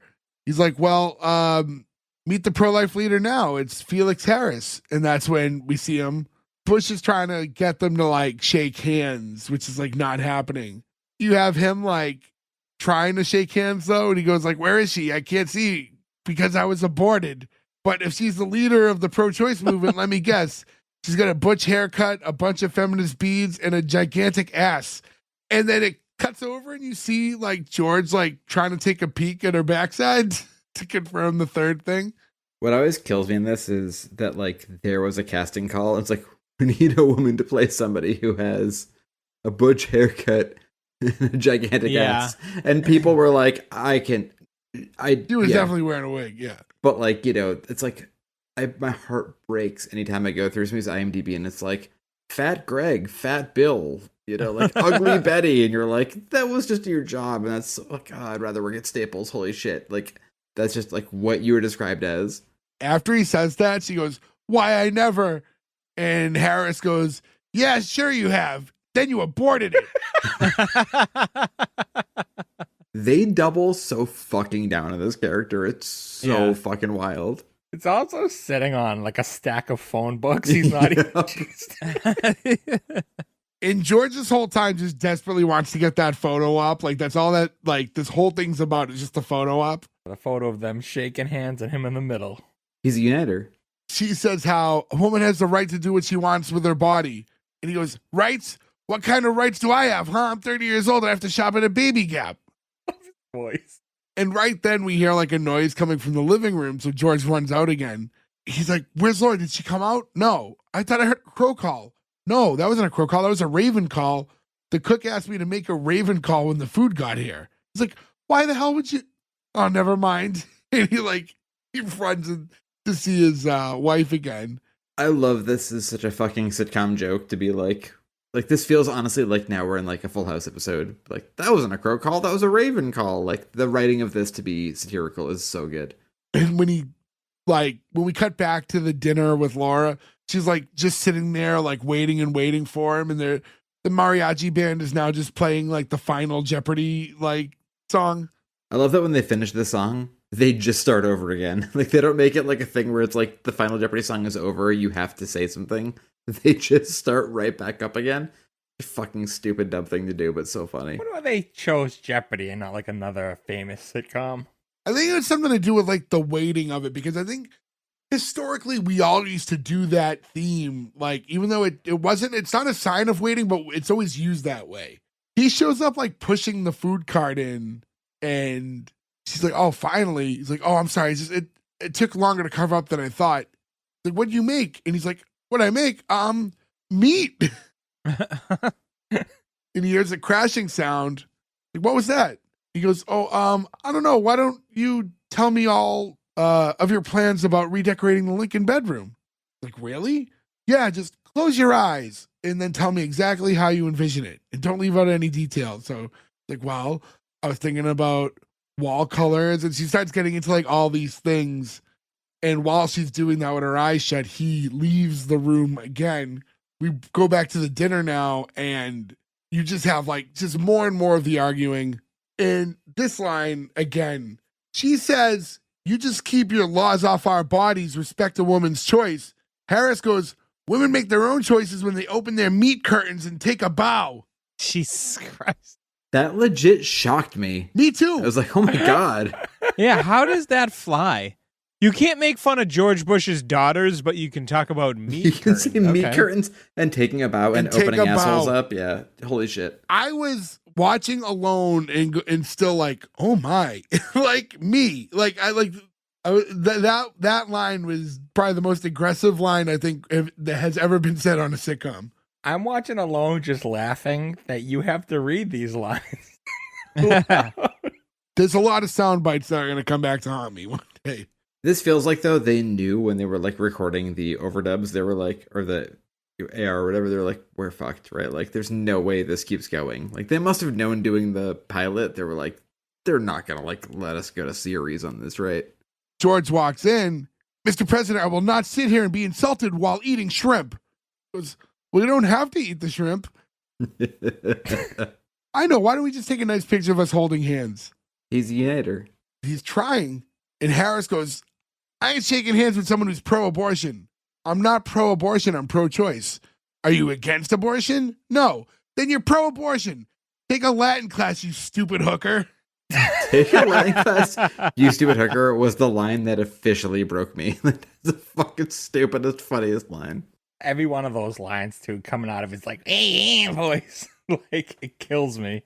Although I will say, the thing that comes up in a moment that, like, I officially died, there is a moment coming up where I was like, I can't breathe. I'm laughing so hard. We'll get to it in a second.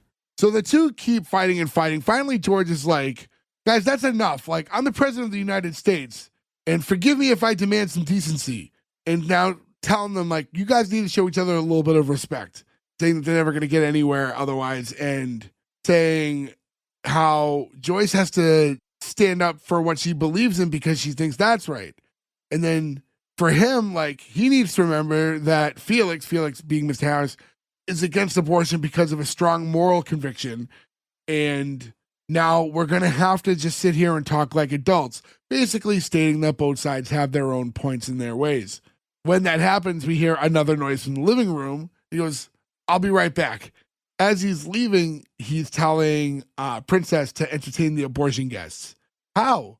I don't care, just do it. So now, from there, George walks into the living room where a crow is actually in the room.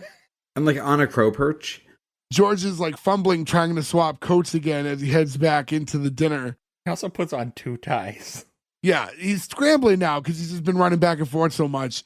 He gets into the room and Laura is still just explaining the remodel with her eyes shut. And right as she like finishes up, she opens her eyes and George is sitting there like, you know, fist on his cheek, like listening. She's like, what do you think? It's like, oh, it sounds impeccable. You're sweating. Oh, well, you know how I get when you talk about redecorating. Hey, he's pulling this off. Oh, he's doing a great job, yeah. But it's a funny thing, too, like, you hear about, like, I think in the past couple of years, like, Melania Trump is like, I'm redecorating the, like, fucking Rose Garden or whatever. Or, like, it's insane that anybody has that ability. Like, the White House should stay what it is. Like, no one should be able to redecorate, right? So it's kind of funny to think of, like, people being like, I'll just take this 200-year-old historic house and I'll just put some paint in the walls. And she's talking for so long that you're like, what are her plans? You wonder, like I said, like I did a tour in the past and there's like, this is the blue room and this is like, you know, this room. I'm sure there are some like off limits, right? Like there's going to be like some sort of a group that like is just in charge of like the preservation of the White House and making sure that certain things are like restored a certain way. So I'm sure there are some rooms that they are permitted to like update and change. And there's got to be some that are strictly like, you cannot do a thing in this room. I'm sure we have a lot of fans who listen who are part of the White House staff. They'll let us know. Yeah, if any of you happen to work for the White House. They're going to be like, if Gorda was on the episode, I would have, but... So she finishes up and like, well, what about you, George? Like, how's work going? Like, well, right now I'm working on uniting two sides of a very partisan issue. And it cuts to the other room real quick. And everyone in the room's arguing. Pretty much absolute pandemonium in there. And then you see Princess on the table singing Genie in a Bottle. Like one of the few jokes in this episode that didn't hit for me. That's not funny. He told her to entertain the guests. But yeah, I guess he interpreted that as get on a table and sing a popular song. I think the darkness of this, though, would have been like at this time, like people were probably like stripping to Christina Aguilera and Britney Spears songs when they were underage, which is like kind of dark and weird, you know? I don't know what you're talking about. Maybe I'm going too far into my thinking of it, but like, I don't know, being like... I would say probably. When Genie in a Bottle came out, she for sure was not 18 yet. Yeah, definitely not a adult by legal age, yeah. But after we get that quick flash there, we go right back to the dinner between George and Laura. He goes to run off and say, oh, well, I better go check on the dessert. Forget the dessert, George. It's you I want. Let's make love right now. Now. why don't you go upstairs and I'll meet you there in like 10 minutes? No, come on, we're in the White House. We should do it in every room here. What do you want to do it in? She goes, the dining room. I want you to spread me out on that massive table right under the big picture of Mr. Lincoln and pound me like a whack-a-mole. Like a whack-a-mole is a great fucking line. I thought that was going to be your line for the beginning of the episode. It was on the list, yeah. That's so fucking funny. I love things that make kid things sexy. It's so gross. Uh-oh. Don't isolate that one. Joe was arrested the other day. So he grabs her and they like head out of the room. They like get towards like the living room part. And Maggie's there and just does like her call for I See Laura, even though she's with George.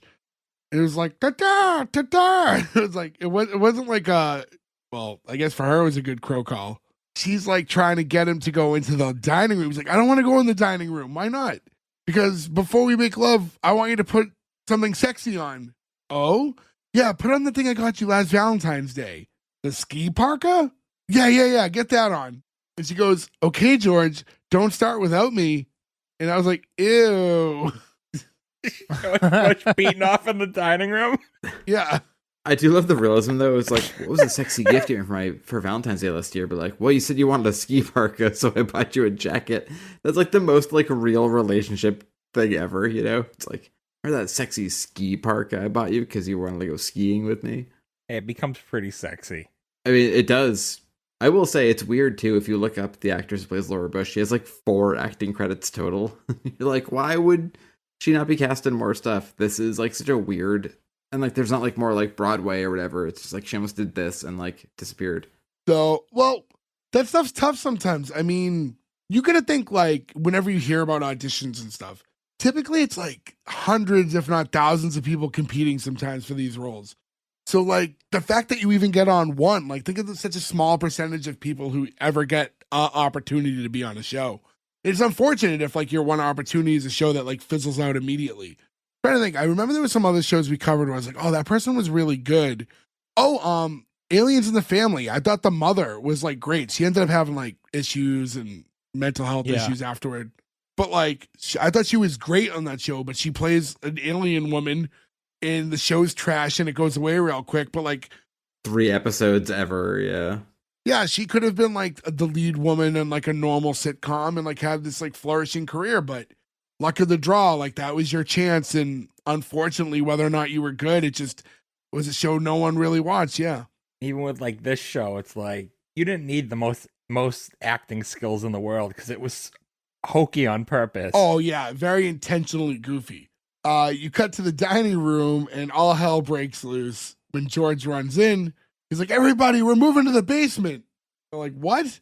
Yeah, fondue is going to be served in the basement. And you get the, I ain't going nowhere with this hooker. Piss off, Chucky. Don't you dare call me Chucky, goddammit. The Chucky joke is so funny. This is like a cascading amount of jokes, too, where it's like, piss off, Chucky. When he's on the dog and his comb over is flapping, his comb over flapping, like, completely broke me. Right after she calls him Chucky, he lunges at her. Yeah, when he lunges at her and she throws him across the room, yeah. So she throws him across the room and then he like hits the wall and just falls onto the family dog. And that's how he ends up riding him around. Oh, I was legitimately in tears of him riding the dog around screaming. And again, I think great writing where like they end up in the living room with Laura coming down the stairs. Like this was not thrown together. This is very thought out and very smartly written. In just the parka. In just the ski parka, yeah. And like, was she like blindfolded or something? I didn't catch it. Like, she didn't notice that everybody was in there when she opens up the coat and exposes to everybody her nude body. She has her eyes closed, which I think maybe she's doing like a surprise for everybody. Oh, didn't she have the hood of the parka on? I don't think it covered her eyes, though. I don't think it did. The reason she didn't see them was because sitcom had to happen. Right, because we're writing a classic sitcom, yeah. That's the full-on flash. They blur it. Larry walks in. Has anyone seen my crow? Did anybody else here? Has anybody seen Mike Rowe? Micro. Oh, the Dirty Jobs Dirty Jobs guy. My brother was so obsessed with that guy for a while. Yeah, he was. He was obsessed with everyone on that channel for a while. I love the American Choppers. And We rewatched some of the Mike Rowe stuff recently. Mike Rowe stuff recently, the Dirty Job stuff, and it's still funny. Like that holds up as him being like, I guess I'll just go scoop poop. Like, okay, sure, I'll watch that. What do you think he's doing now? I saw an ad recently for him for like some sort of tool company, so he's doing like commercial stuff. I was gonna say, I feel like he'd be selling testosterone pills. Wow, is that Mike Rowe? You look like you still hit a home run. Frank Thomas just stabs him in the heart. Fuck. Get off my territory, bitch. Listen, motherfucker. I can't wait for like the bonus episode where we're like doing the trial of his life, and it's about when Frank Thomas just goes on a testosterone rampage and murders a bunch of people at like a local fucking Target. Doug Flutie's trying to hold him back. so now everybody wants to leave. I think everything's gotten too far, and they've realized this dinner's not working. While that's happening, one of the the pro-life like the handler for him is like holding the cake, and while he's like about to like head off, he like accidentally cakes George. So now George is like just covered like head to toe in cake. See, that confused me when I was watching. I was like, why did he hit him with the cake? Yeah, it wasn't intended for him, but it also wasn't done. Yeah, it wasn't done like crafty enough either for it to make sense. It just looked like this random guy was pissed and threw a cake at George Bush. It's too telegraphed, yeah. Like the dog should have ran by his legs or something and tripped him up or something like yeah. that. So when Felix fell after being tossed on the wall after like that whole Chucky thing, he lands on the dog. The dog's running around and he's just screaming, "Help me, help me." So everybody starts following him into the living room. And right as they get there, Laura is heading down the steps in just the parka and doesn't notice everybody's there. And then just like opens up and exposes herself to everybody. Goes, "Take me." I mean, I get keeping your eyes shut, but like to the point where you don't notice that. That news cycle would be awesome. Like first woman flashes out of pro-life and pro-choice. I just love that when she realizes what happened, she collapses. She's not like you, because classic you, it's like this is like the thing you cover your stuff. She just hits the ground. That's so much fucking funnier. Yeah, so she opens up the coat, exposes herself to everybody, and then no one's really paying attention because they're still like trying to get the dog in safe hands. And that's when Larry walks in. And this is when Maggie walks up to George after he's covered in the cake now and tries a little bit of it and goes, tastes like failure. Which you know she knows because she's tried Joey Gladstone's cake, which also tastes like failure. Ooh. Oh, I'm sorry. Did he win Star Search? I don't think so. On Fuller House, he is a successful Vegas comic. Are we really gonna count Fuller House right now? I don't think we are. Oh, I'm counting it. We'll have to do that eventually. New scene. It's like nighttime. George and Laura are in bed while Laura reads a book titled "How to Kill Yourself Slowly." I know it's stupid, but like the people reading a book and you pan down on the book with a funny title joke will never not be funny to me. Like as long as you write a good enough joke of what the book is called, that is gold forever. George is in bed going, "Boy, I screwed things up this time, didn't I? Oh, geez. I mean, how could I think you wouldn't notice me having a state dinner in the other room? I'm so dumb. I mean, I could have won Special Olympics tonight." Duh, duh. And I was like, again, I'm like, ooh, This boy. is crazy. Can we also call it that Jay was just doing John Travolta for some reason for that accent? Ah, jeez. Oh, jeez. Well, I mean, he's playing the character very like. He's almost written like the jeez. cat. He's almost written like Butters from South Park. The way he's like, "Oh, jeez." Yeah, I can see that. She's going, "George, I'm not upset because you had a big state dinner tonight." "You're not?" "I'm upset because had I known about the abortion dinner, I would have understood. But you didn't tell me because we hardly talk anymore." I'm thinking, okay, let's not. I mean, I know this isn't the show for deep diving, but I think it was pretty clear that if he told her, it wasn't going to solve anything. Yeah, I don't think that would have changed the scenario too much. And he says, "You said you'd be upset if I canceled." "George, I'm not unreasonable. I just want to know what's going on. Is that so much to ask?" Liar. She's very unreasonable. Yeah, it's completely a lie. And he says, I'm sorry, I just really thought I could unite both sides of this abortion issue. George, you can't unite everybody. And maybe you can't unite pro-choice and pro-life activists because in a way, they're both right. And George goes, you're right, Laura. And you know what else is? I just remembered. It ain't state dinners that help you think things through. It's talking with the people you love. And then she goes, well, I'll tell you this, Mr. President. You can keep your laws on my body anytime you like. You know what, George? You may be a bad president, but you're an okay husband sometimes. So funny, pre 9/11 too, to be like, you're a bad president. You're a He was bad just president. Like a guy who was just walking around for a few months. And then he hits us again with the, oh, one of these days, Laura, I'm going to punch you in the face. In perfect unison. It cuts to like later on, and the two are being a little bit more romantic in bed. He goes, oh, Lord Hybrid Tiger, you're the most wonderful woman in the whole world. And she goes, George, stop that, you tiger. I don't know. They're both going to call each other tiger. He's like, stop what? That, George. And then Mr. Harris pops out and goes, man, is this a party or what? End. Yeah, fiend. She screams end. Yeah. I thought it was a funny note to leave on. I mean, for a show like this, again, it's tough. You can only do so much dissecting with some of it unless it doesn't make any sense. And we're already dealing with this little character. So, and you assume on shows like this, like when you introduce like a little character, you're meant for maybe not this one, but usually like your normal people are designing characters like this for like extended marketing reasons. Is it Spaceballs where the puppet comes out and goes like, hello, my baby, hello, my darling? Yeah. And does the whole... The alien diner yeah, scene. the alien. That's what this reminded me of. It was certainly, I guess, a fitting way to end the show. I mean, you could have ended it on his catchphrase, the last scene, but they went with this. Both worked. I will say this, which is a weird thing to think about, but like, I would put my entire life on the fact that George W. Bush and his wife watched this episode because there was so much press around it and they were new in the White House that, like, this got brought to their attention that somebody like Carl Roberson was like, we have to fucking watch it.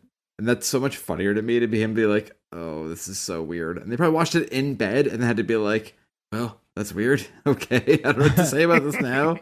But like, they had to have watched it, right? Like, you obviously watched this. If this is about you, you don't ignore it. Right. And I don't think they were too hard on them, so I feel like he could enjoy it. I think too, because they didn't go in on the kids, that makes it easier too, right? And it didn't like, again, this isn't like real parody. You know, they're playing these characters. They're not really taking much from the sources. They're just happen to be playing them. But also think of George W. Bush watching this in like August of 2021 or being like, Laura, I don't want this to be my history. I don't want this to be what I'm remembered for, and having no idea how different that was going to turn out. Please, God, don't let this be the thing I'm remembered most by. A month later, he's like, I hear you. It's like, oh, that's it. Now I'll just fucking do paintings now. We're good. But yeah, this was a show that it was what it was. I'm glad it happened. It's fun to talk about. Yeah, the timing, I guess, ultimately is not great. And who knows, maybe like if they had been on a different network, they could have survived because the financial hit wouldn't have been as big of a deal. I don't know how long they would have wanted to keep up a show like this. I don't think terribly long. They wouldn't have had the creative freedom on another channel, though, and it would have got really badly cut. Maybe a pay channel, but like, was any pay channel going to take the risk on this? Probably not. This might have been like a Starz original or something. I just know that Comedy Central was not raking in the dough. You know what I mean? So like, it was probably a lot for them, but. And I will say too, if you watch the version that's on archive.org, the Comedy Central logo that's in like the little sticker that's in the bottom right corner the whole time was a real nostalgia trip. We were like, oh, remember when you watched like SNL or fucking, PCU every fucking day when you came from school on SNL, on Comedy Central, and that logo was in the bottom? Like, it just definitely brought it back. So yeah, so I think we pretty much covered it. So again, Gordo's not here this week, but there will be a graphic later in the week that will have all the votes included, including his. So, I mean, there's always a chance of a potential tiebreaker. We did that too not long ago. So, but with all that aside, Joe, you go ahead, greenlight or cancel. I think rewatching this and immediately buying the whole series so I can watch it again is probably an indication of a green light. I was trying to think of other things to say about it. I think if we go back on shows we've covered before, the best 1-2 of this would be Lucky Louie. I think this and Lucky Louie together make the most sense. And the fact that Lucky Louie only lasted one season, even on HBO, where they were like, we can't fucking even sell this. It's too much. Makes sense to the show not making it past the first season. But I think it's cool that it exists as like a very specific moment in time. I don't know if anybody who didn't live through this would enjoy it as much. Like, it feels very specific to people who lived through this time versus other presidents who I think are maybe funnier. Like, I think a Reagan show might be more, because there was no giant tragedy around it, you know? But I think for me, this was a fun rewatch, and I'm excited to watch the whole series, so it's a green light. Ferg. Yeah, it's also a green light for me. I'm a big Trey Parker and Matt Stone fan. We discussed it throughout the episode. They just have, like, I think our particular group's exact sense of humor. And I wish they did more projects, like, because everything they touch is gold. I think this is funny. They understand parody like no one else. And it's like the fact that it's like, it happens to be a sitcom about George Bush, but it's just a sitcom about sitcoms that happens to take place in the White House about George Bush. It's like, they're geniuses. And I wish it didn't cost as much as it did to make these episodes, so it got a little more. Maybe not too much more, but so yeah, green light from me, and make more shows, Trey Parker and Matt Stone, because I know you listen. Nick. Yeah, this was funny. It definitely had its moments that made me laugh.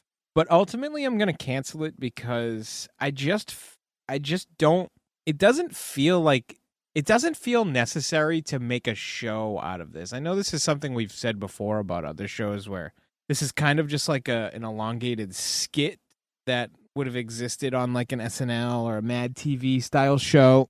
And I just don't care to see more of it, even though I did enjoy it. I'm not like yearning for a second episode. And I don't know, there was a lot of stuff that I thought was a little try hard too. Like that was just, they kind of didn't pick a lane. I think they were super zany, but then they tried to kind of be a sitcom too at the same time, even though it was like the parody of a sitcom. I don't know. There was just, it left a lot to be desired, I think is the long story short. But yeah, I didn't hate it. It's not a hard cancel, but end of the day, I don't care to see another episode. So it's a cancel. So for me, this is going to be a green light. I think it was really funny. I'd love the idea of getting a sitcom, and by trying to make fun of a sitcom, they're nailing all the right sitcom tropes, and in turn are making a good sitcom by accident almost. It's funny the way it works. Not without problem. Like the aborted fetus man, you know what I mean? Like I think it's funny, but maybe a little much for episode 1. Like, maybe give me a more straightforward thing, and like, not because of the subject matter, but because like the creature itself is not realistic, and that takes you out of it a little bit when it's like that fake. I thought it was really funny though. I just thought like maybe for episode 1, don't make me think that the show could potentially be like that fantastical at points. But yeah, this show I thought was pretty funny. I liked it more than I think I would have guessed. Again, yeah, green light from me. So with that being said, regardless of Gordo's vote, it's still at least 3 out of 4. So you are getting the green light from us. So congratulations to That's My Bush. I want to thank all of you guys for listening. Again, S1E1pod.com is where you can find all the links to all of our stuff. Rate, review, subscribe, hit us up on our socials, buy a t-shirt, do all the things you can do on that site. That's about all the things you can do off that site, so do them. But I want to thank you guys all for listening. Happy 9/11, I guess. And until next time, thank you. Goodbye. Think you got the best. What you talking about, Larry?